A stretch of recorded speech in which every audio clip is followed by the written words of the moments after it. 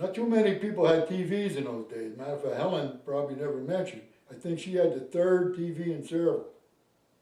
I think when I met her, she was on her fourth, I think. That's about it.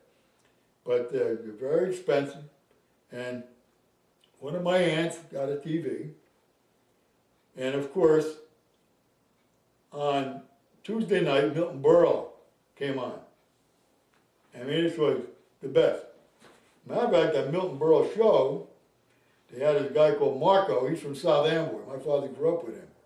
And he's in the Times. You read about him.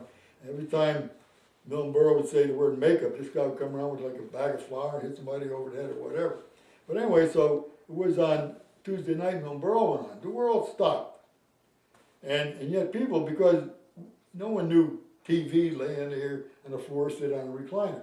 So what they would do is set up kitchen chairs like a movie theater to watch this little screen.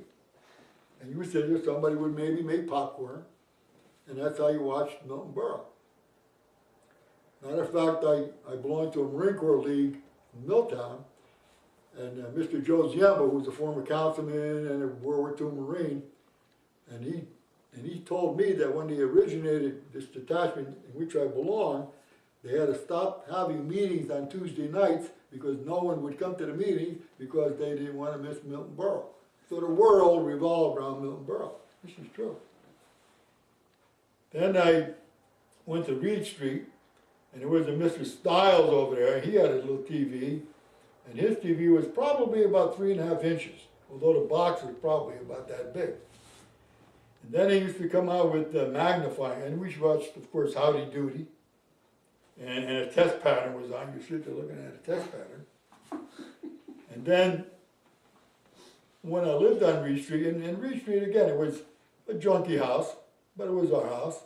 It was so neat, though, because people, my classmates would come over and say, "Oh, boy, you got a neat clubhouse here." I said, "It's not a clubhouse, it's my house." But on Christmas, it was the best house in Sayreville because right there was the woods.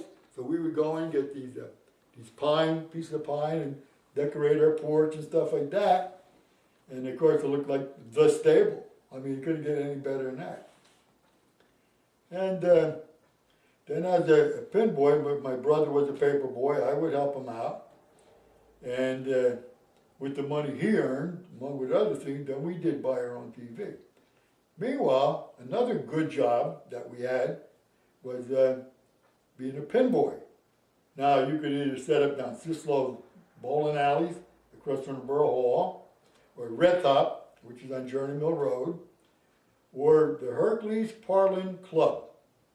And what this was a rectangle building, real long, and as you're looking from Washington Road, where Roosevelt School used to be, right to the right of it, back in that was like a Hercules development, I guess, for Hercules employees, as DuPont had their own in their different locations. So this club was for Hercules employees only. And that's where I used to go and see a bigger TV, because maybe they had one about that big, and they had a big magnifying glass in there. And I was fortunate enough as a child to see the last years of like Joe Louis and Rocky Graziano and the big names on the TV. And so I set up pins there for Mr. Adolf Kupcher, who earned, he owned a lot of enterprises in town. But that was his job, to manage that club and manage Hercules Pool. That was his job. And so we were pin boys, and that's where we pulled our first strike.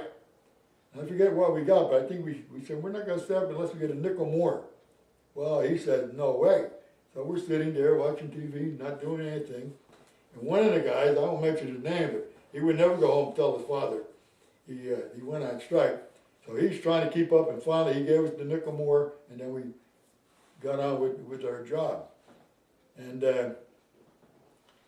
let's see, that was earning money. And then we also used to get money because down at Duck's Nest, some enterprising guy would sell Coca-Cola and stuff like that. So we used to go down there and kind of bury the Coke, bottles of Coke, because of course you got 2 cent deposit on a small bottle and 5 cents for a big beer bottle or a big soda bottle.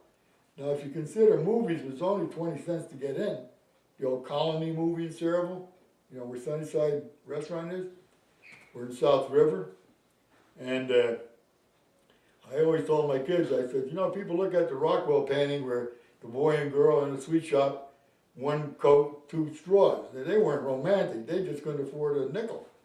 I mean, a nickel for a Coke was a nickel, you didn't have a nickel. The way you dated, you would, if you dated, you tell a girl, I'll meet you and, you know, under the chandelier or whatever, because you couldn't afford the 20 cents to pay away into a movie.